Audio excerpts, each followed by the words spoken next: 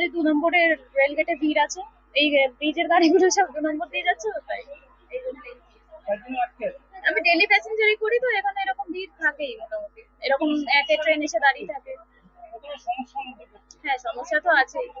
সবাই তো বলে যে কতদিনে ব্রিজ কাজ শেষ হবে, এবার এরা তো বলছে এখনো অনেক টাইম লাগবে, আর ততদিন এভাবেই করতে হবে আর কি। এখানে এখানে দাঁড়িয়ে আছে প্রায় 1.5 থেকে 2 ঘন্টা হচ্ছে।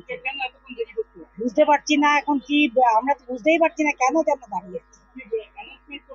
অ্যানাউন্সমেন্ট এই যে যেমন বলছে 1 নম্বরের ট্রেন পেছন পেছন পরপর ট্রেন দাঁড়িয়ে, কখন ছাড়বে তার ঠিক নেই। এইটা বোঝা কারণটা আমরাও জানতে পারছি না। কি বলছে 2 নম্বর গেটে ঝামেলা হচ্ছে নাকি বন্ধ আছে বুঝতেই পারছি না।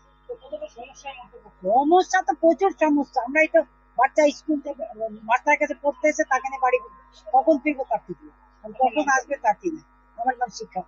অনেকক্ষণ, আধ ঘন্টা হয়ে গেছে।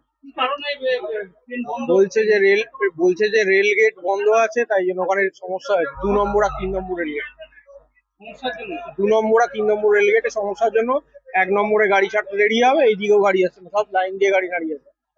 সমস্যা না, ডেলি প্যাসেঞ্জারই আমাদের আমাদের এরকম অভ্যাস আছে। কিসের সমস্যা? রোজই কিছু না কিছু হয়। অনেকক্ষণ ধরেই আমরা রয়েছি, কিন্তু ট্রেনের কোনো আসার কোনো নাম বন্ধ নেই।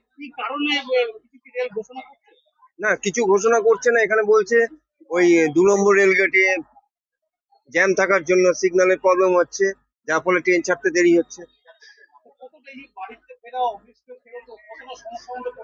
আমাদের ভালোই সমস্যার মুখে পড়তে হচ্ছে। এরপরে আমরা গিয়ে দমদম থেকে আর একদিকে যাবো, বারাসাতের দিকে ট্রেন ধরবো, সেই ট্রেনগুলোও পাবো না।